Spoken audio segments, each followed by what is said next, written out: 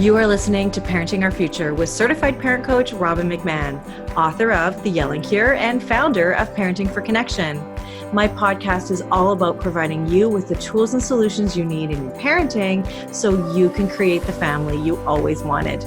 For more information on my book and other resources, check out yellingcurebook.com.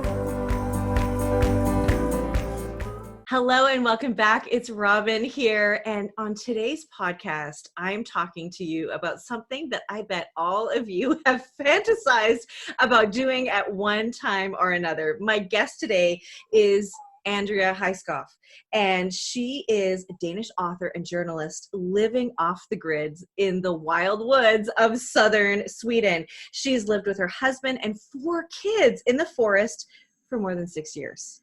She's the author of a children's book and a memoir called Escape to the Wild, and often holds engaging talks and about the impacts of life-changing decisions. And this book actually is the reason why we're talking today. Escape to the Wild is her book, and it actually is released on October the 18th. And what I am fascinated, Andrea, welcome to, I'm just so fascinated about you doing this. And I'm sure there are so many parents out there that have fantasized about this, have threatened this, like, I'm going to take all of your devices away. We're going to go and live in the woods because, I just can't take it anymore. And there was something that I read about you that really caught my attention. And I think so many people can relate to that. And this is that your family life at one point before you moved off the grid was so hectic and complicated. And you said here that no matter how fast you ran, you never really got anywhere. And no matter how much you worked, you never had enough money. And I think so many people can relate to that.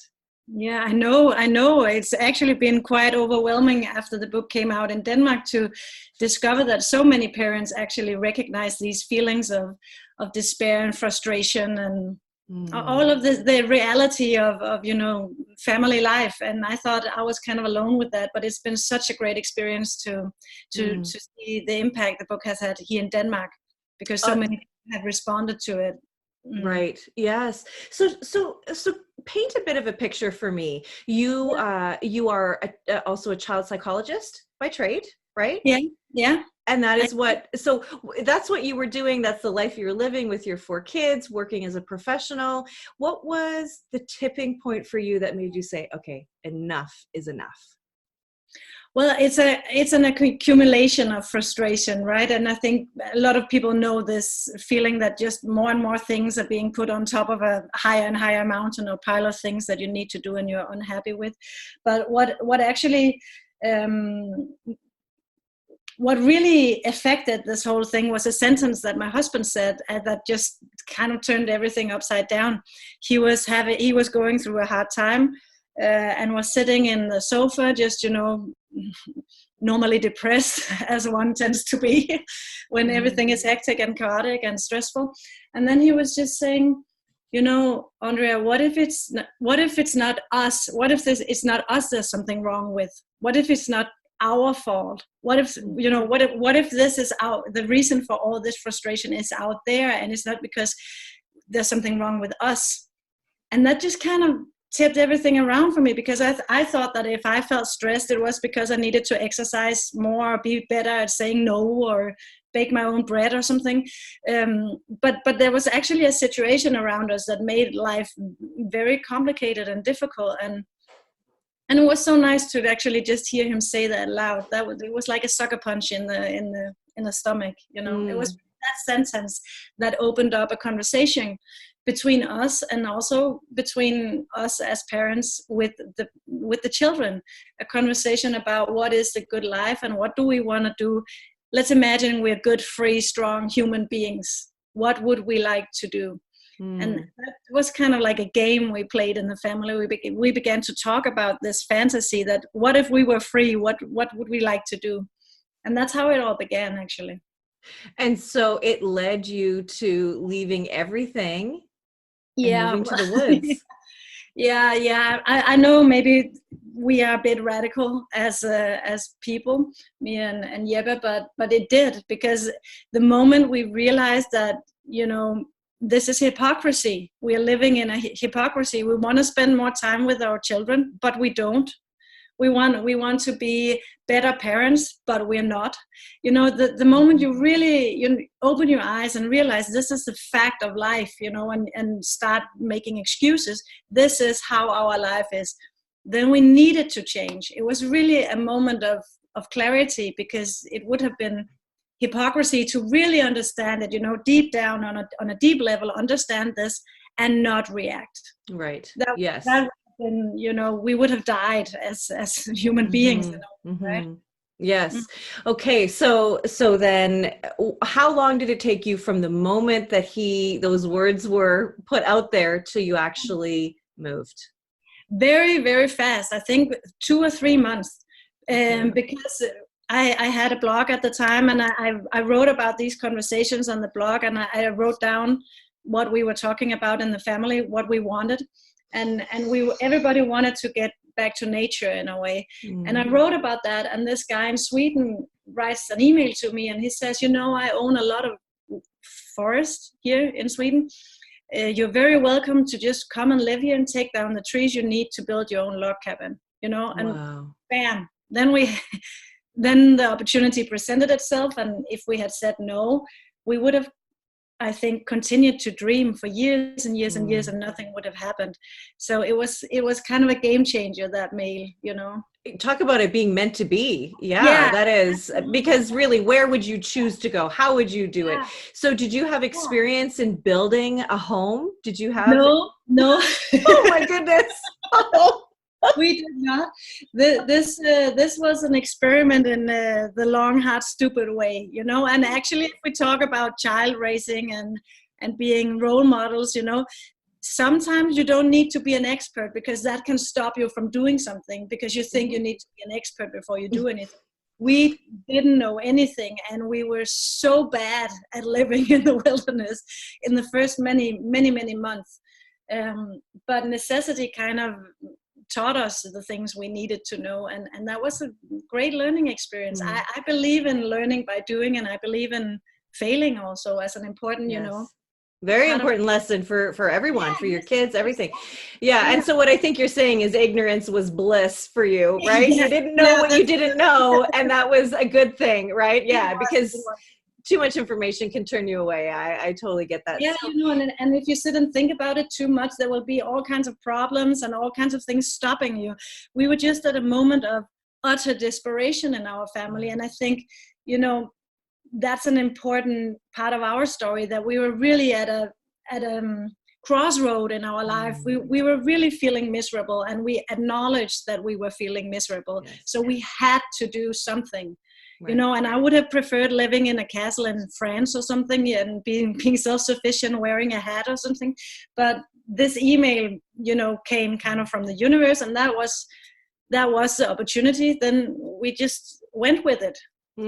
So if the first few months were really hard for you, what made you stay the course? What made you keep doing it? It's kind of hard to describe without sounding like a total hippie, but so bear with me. Hippie is fine. I love it. It's good. Right. It's just the sense of freedom, It's like it's like a taste on the tip of your tongue, or like your fingertips, a sense of freedom, a sense of this is how life is supposed to be. I'm supposed to work with my children. I'm supposed to use my hands and my body, and do something in the world, instead of just sitting contemplating about all the things I don't think I can do anything about. So that was just like that state of mind, that sort of existence. As soon as we tried it, it was kind of, there was no going back, because it was such a powerful experience. So even though it was hard, you were still had the resolve to do it, because it felt undeniably true that this is where you needed to be. Okay. Yeah, you're very good at phrasing it. Yes, absolutely. Okay. So, so one of the things that is important, I think, for people listening to know, is that you weren't far away from some civilization and from some grocery stores and stuff like that. So it's not like it was all of a sudden you were in the woods, you were hunting, gathering, building, and all that. You did have some things, right? But like, what were some of the things that when looking back that you didn't have, that you wish you had? Like, what are the things you miss the most about the civilized world? Well, I kind of wish that we had brought buckets with us with us the first day. Buckets. Yeah, buckets is just like a very smart invention of humanity's great invention. Buckets, yes. A bucket. Okay, I love it. Yeah, That's buckets are nice. You know, I don't think I didn't miss that much in the beginning, to be honest. It was just such a feeling of being free. So okay. years later, I would, I could miss a kebab or French fries or something, but but it's not like hardcore missing. It's just some things are nice, but you can live without them, I think. I'm thinking, even 4 kids in the woods, like, you must have gotten dirty. Like, how did you clean yourself? How did you clean your clothes? Was there a water source that was safe nearby? How do you handle that stuff? Well, the thing about living off-grid or living in the wilderness is that you will get dirty. And I think, when you're presented with images of families or people living in the wild, it tends to be beautiful pictures. And that's just not the reality. We were very, very dirty and very, our clothes was very dirty and we were very dirty. We washed in a river. And it was one of the biggest... the first arguments between me and Jeppe, because I was the one supposed to do the laundry because he was building the cabin. And I didn't know how to do laundry without a laundry machine. But I remember that I saw, in television shows or something, how poor people would do the laundry. So I would take all the laundry down to the river and sit there and wash it. But it was so cold and so uncomfortable. So I thought, okay, I'm going to place the clothes in the river here and put some rocks on it and then let the river stream through the clothes so it can magically be clean. That was what I told myself. And that was how we lost 90% of our clothes. Oh, no! The river. Oh, no! The long, hard, stupid way, as I said, yes. Oh. Doing laundry was terrible. It is. That's another great invention, the laundry machine. Wow. Okay. So that, holy cow. Yeah, I can definitely see that. But you did end up working it out. Yeah. And figuring out a way. Okay. Yeah. But you have to surrender to just some of the things. Like, you can't be as clean as you were. No. And that brings up a question to me that I hadn't thought of. What about, okay, so here I'm thinking about my own self, right? I carry hand sanitizer with me. We're washing our hands all the time. We are, we're really clean people, right? Yeah. So, and part of the reason why we're so clean is so that we don't get colds and the flu and stuff like that. So how did that work with you guys? Now that you are separated from everybody else, did that mean that you didn't get sick in a traditional way of cold and flu season? Or, how did that work for you guys? Yeah, no, we didn't get us sick, and actually there's lots of studies that argues that dirt is actually very good for our immune system. So I think this layer of dirt kind of protected us in many ways, to be honest. But I know it's a big thing for people living in a normal society. It's a very integral part of our society that we must be clean all the time. So I know that when people come and visit us, the dirtiness is overwhelming to a lot of modern people. But once you get used to it, it's not that bad, I think. And I can see the effects that we didn't get as sick as we did when we lived in our normal life back home. Mm-hmm. And you bring up a really good point. I mean, yes, there is healthy bacteria in dirt, and I so understand. And I am a product of a modern world, right? So I don't think about stuff like that, but I do know that to be true. So that is a really good. Funny though, there's a lot of things we know, but we kind of forget it in the hectic of everyday life. But yeah. I think one of the things that stressed me the most in my old life was this internal need for cleanliness. Is that the word? Cleanliness and order and perfection and all that. And it was such a liberation to let that go and actually focus on being a mother and a woman and a human being, because it took up so much of my time and my mental space, these demands. Wow, I think that is a profound thing that you just said, because so many of us, myself included, Yeah. I am definitely caught up in things like that. And as much as I don't believe in perfection, look, Mm. I like things to look nice, and I like to look nice. I like to be clean and all of that. But it is a mental stress, right? A mental stress that I think we accept, and we Mm. don't even realize that we are wrapped up in it, if you will, Exactly, right? and that's the problem. That it's just like it's unconscious. Mhm. It affects us so much, and we're not even realizing how much it affects us. And to Mhm. just let all that go, it Mhm. was just such a beautiful thing, really. So really, letting go, you were able to just be true to yourself. Yeah, Then yeah, you could just be you, yes, and didn't have to put on makeup, didn't have to no, put on fancy clothes, you could just be you, and then be, because you didn't have the stress of the job, the stress of, I mean, you had different stress, like, let's be yeah, honest, there were yeah, still yeah, some stress, right? absolutely. But um it's a different kind of stress, and that is a big difference, you know. mhm, mhm. Okay, Mm. so let's talk about your kids a little bit, if you're Yeah. okay with that. So I want to know first, how old were they? You've got 4 kids. What were their ages when you embarked on this journey? I have twins, Sebastian and Victoria, and they were 16 when we went away. And Silas, he was 14, and bless you. And and Sigurd, he was 8 months old. Okay, 16-year-old twins. Yeah, That yeah, is okay. yeah, yeah. How? Okay, so with all these kids, okay, well, I obviously want to know how the teenagers handled it, but okay, who took it the best? Yeah. Probably the 18-month-old, but who had the hardest time with it, and why? Actually, I believe it was Silas, the middle child, because Sebastian and Victoria were quite how can I put this? They were not super happy with their life because there's a lot of stress factors around being 16 and having the time of your life and having a million friends. And I Mhm. actually think they said that they were very stressed in our old life too. So to them, this was an adventure. This was, we were going on an expedition, and that made sense for them because they were in a state of, like, an existential state of mind, thinking about what is the good life and who do I want to be and all that. So it made sense for them.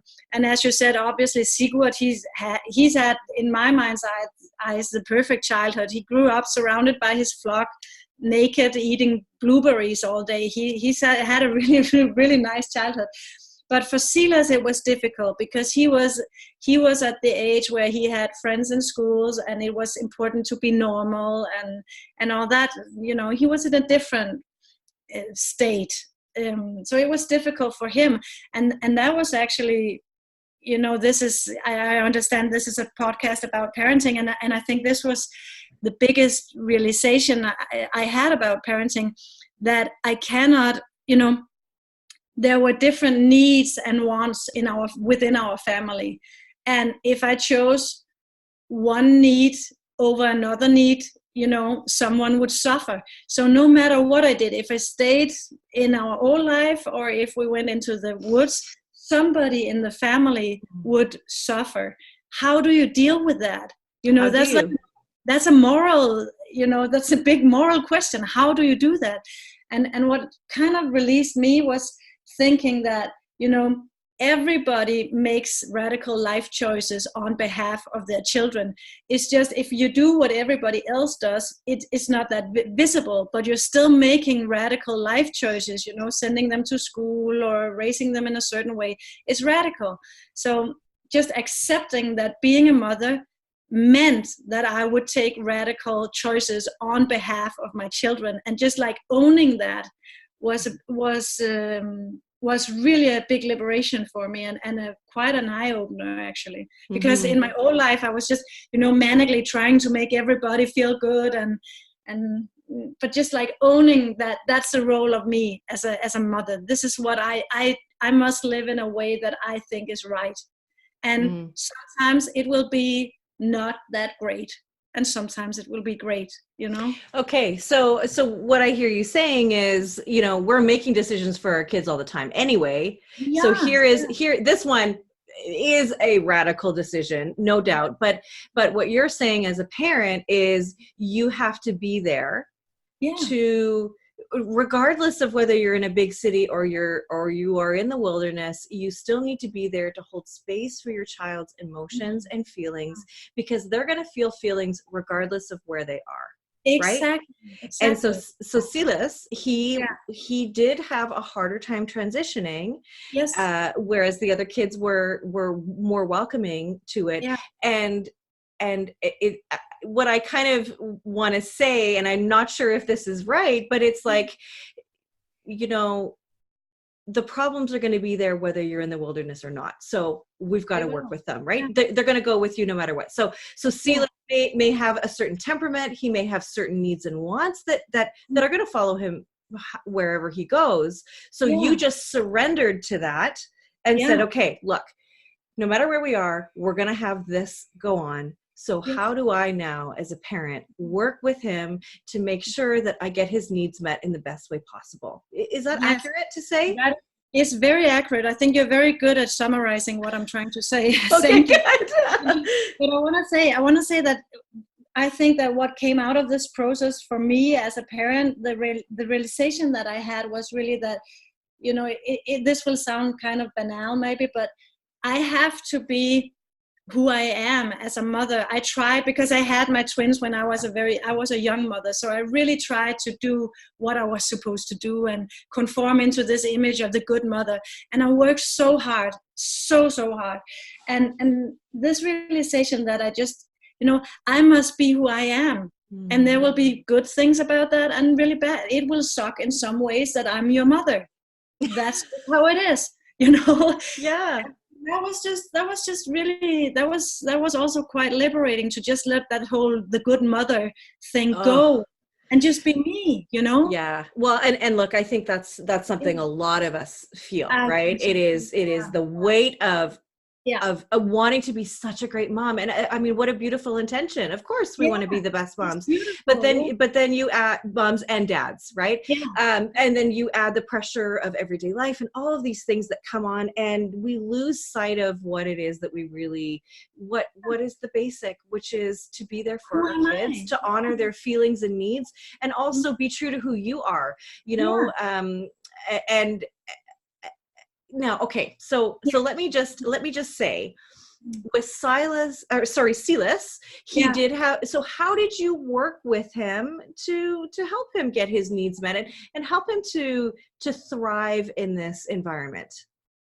Well, one of the things that he wanted to, we were homeschooling at this point in time. And one of the things that he thought was difficult was not having people at the same age as him around.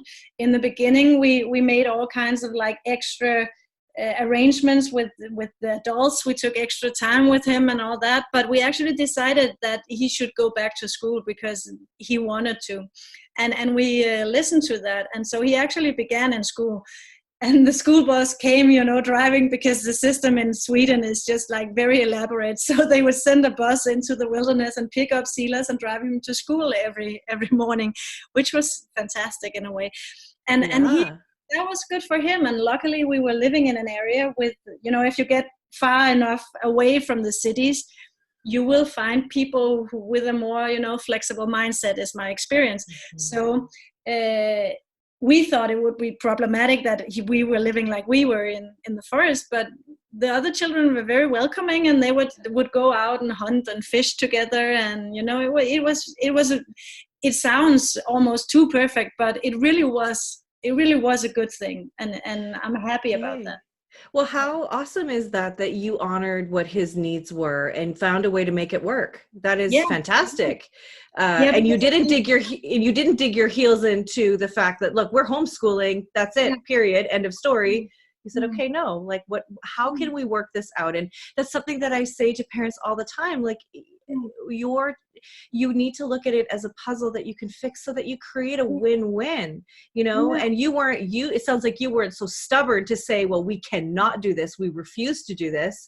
You, like you said, had a more flexible mindset, and I think that is the key. That is the key. I absolutely agree with you, and I think that is something that we learned very much in the forest, because when we got there, we were very idealistic, and we had very great ideas about what kind of family we wanted to be.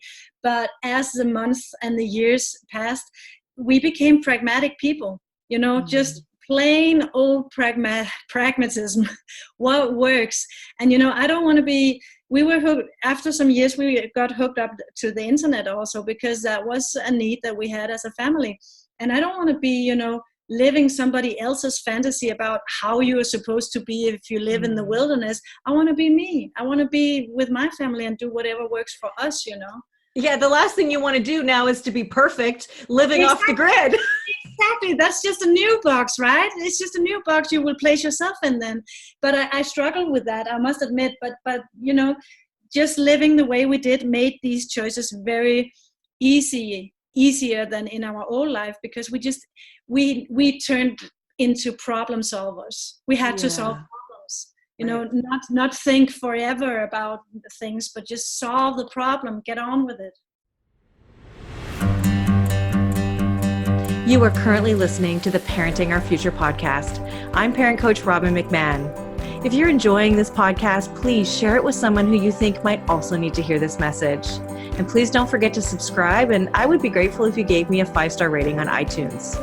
If you'd like to connect with me, all my details are in the show notes, and for a copy of my book, go to yellingcurebook.com. Now back to the show. One of the things that I want to ask you about is the fact that your twins were 16. Now, I know that with teenagers, they're in high school, you must have been thinking about, okay, they're in high school, soon we're going to need to get them to through to the end of their high school education, so that they can go to university, so that they can get a job, so that they can be a part of the system, right? Like we're all wrapped up in, right? So many parents I know, we're so focused on school, on education, getting them into university and stuff like that. So how did you, and look, I see that you have a different mindset about the way you do things. So I know you aren't going to have a typical answer, but I know most parents are going to think, I could never take my kids out of school at 16 because I'm going to ruin their future. So how did you reconcile that with the age of your kids? Well, actually, I'm going to sound maybe a bit radical now, but I'm going to say it anyway. I think the way our society is going is like heading for a fall. I don't think it will maintain the way it is right now. I think big changes are coming, either via the climate crisis or via socio-political, geopolitical turmoil. Something is going to happen. And I want my kids to be ready for that. I want them to be skilled, and I want them to have the self-confidence that a changing world will demand from them. So that was really how I kind of justified this in my mind, because I am so certain that it's not going to last forever, what is going on right now. I think they need other skills than what they're being taught in school. That being said, they do have an education, and the system in Denmark is very different from many other countries, so they can always go back and have an education. We have the security system, you know, so I know that makes us very privileged, and I'm very thankful about that. It also, I think, that obliges us that we are privileged, so we have to experiment a little. We have the resources to experiment a little bit, and that's how I thought with my children. They have this education. They can always go back to Denmark and continue their education if they want to. It's not that big of a deal. Let's try and teach them something else, you know? Wow. And that's how I thought about it. Yeah, I think that I still think that takes a lot of courage, and you know. So how old are they now? They're 21 now. They're 21. Oh my gosh. 22. Jesus, yeah. 22. I know it's easy. You got 4. It's hard to remember all their ages. Never mind their names. Yeah, exactly. Oh my gosh, that's so funny. So, okay, so they're 22-ish, Yeah. now. And can you tell me a little bit of like, what does life look for them? Did they go back to school? Did they complete their education? Look, I'm just curious about the education piece, and I hear what you're saying, that the traditional way of school, it doesn't work for everybody, may not be working for our society as a whole, but it is what it is right now. So what does it look like for them right now? Well, Sebastian, he decided to take education as I don't know the English word when you work as a teacher or in kindergarten, a pedagogue or something, is it called that? Well, it's kind of like a teacher. He's taking an education as a teacher.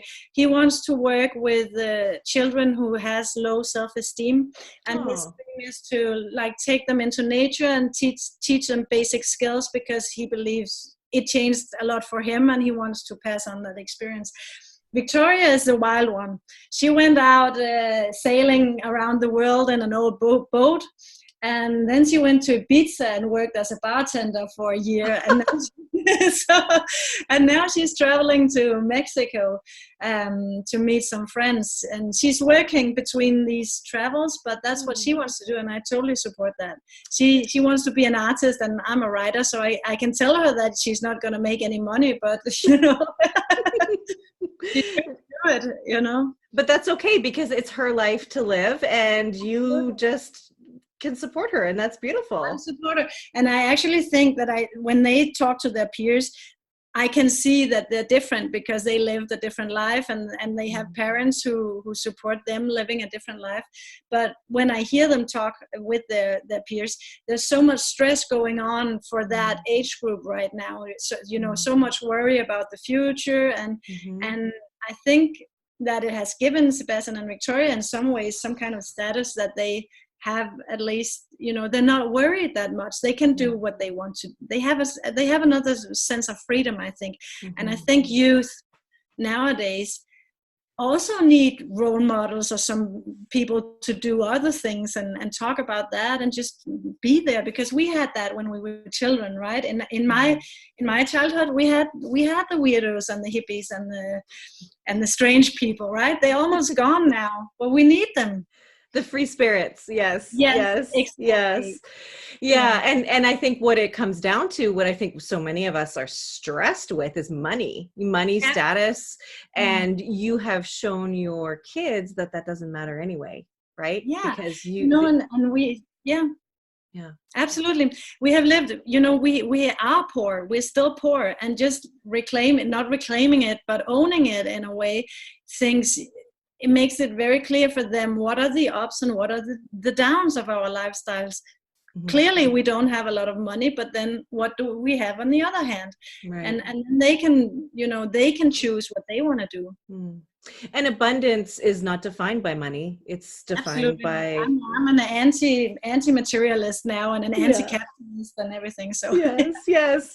Well, I can tell now, present day, you live in Denmark. So you have moved out of the wild, out of the forest, and now you live in Denmark. So can you tell me how did you make that decision to move back?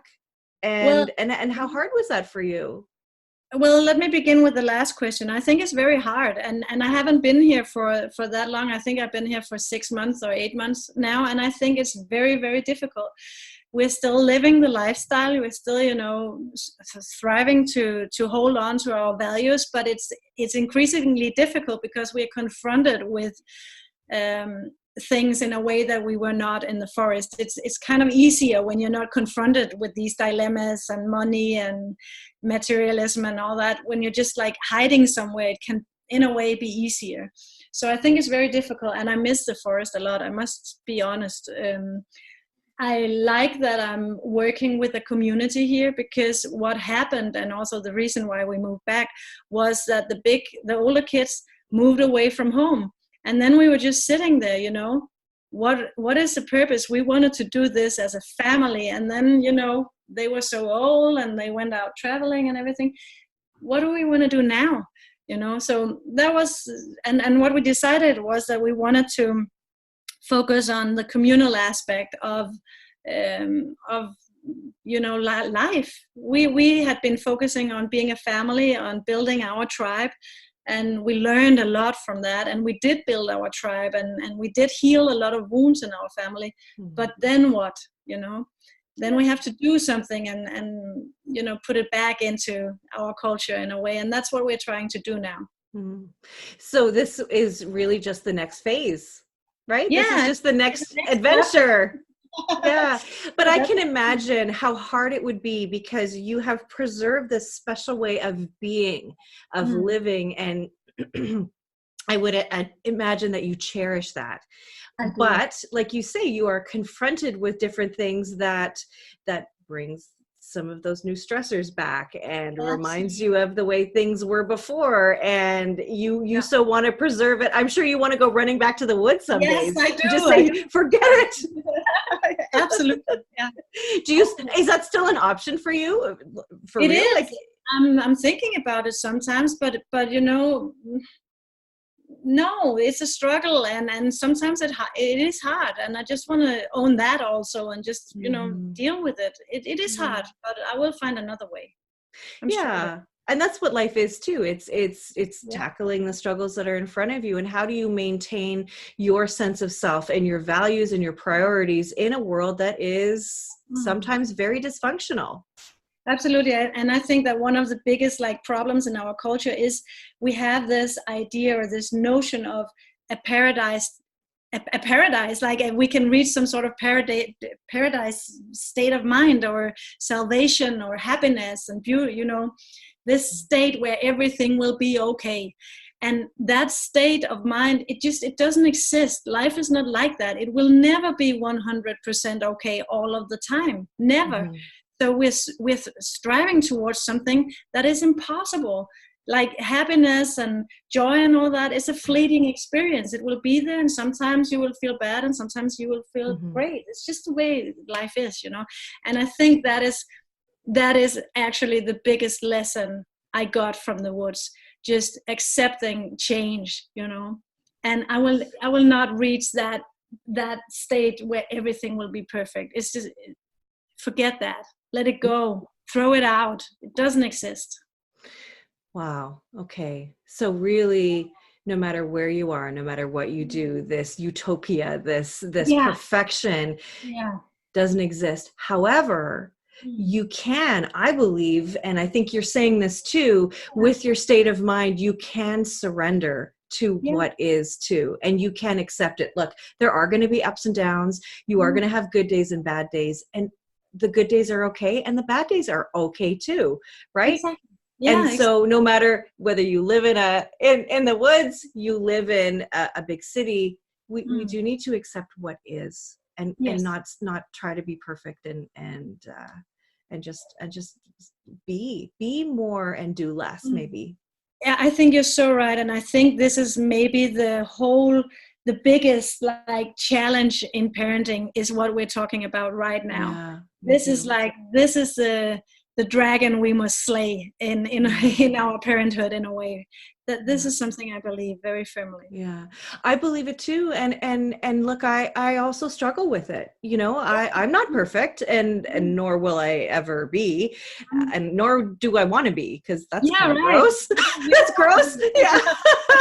But I think, I think it is a challenge for us all. And I think it's a life lesson, and it's something to keep in mind and to strive for, and to, that is the surrender to what is, to just be in the moment, and do less, and not feel that we have to. And I do think you're right. I think there is a shift. I know there is a shift to a different way of thinking and being. And I just want to thank you so much for this experience, and for sharing this with everybody, because really I know that there are people that are thinking, oh, if only we could live in the woods. Yeah, I know a lot of people dream about it. So I wrote the book and told the story, and I know that some people think that, when they have read the book, oh, I'm going to just go and do it. And other people are just, oh, no, that's not for me anyways. And I'm happy about that. It's just an account of what happened, and it's for such, Well, and you don't glorify it in any way, shape, or form in your book. You tell it for real, the hard times, the good times. And what I'm going to do is I'm going to leave all of the details on how to get your book. And so you can either live vicariously through you, or they can go and try it for themselves. But the book is Escape to the Wild, and launches October 18th. So again, thank you so much, Andrea. Fascinating to talk to you. And I wish you all the best. Thank you. Likewise.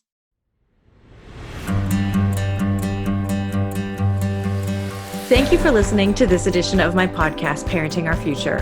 I'm parent coach Robin McMahon, and if you're enjoying this podcast, please share it with someone who you think might also need to hear this message. And don't forget to subscribe, and if you like my work, I would be grateful if you gave me a 5-star rating.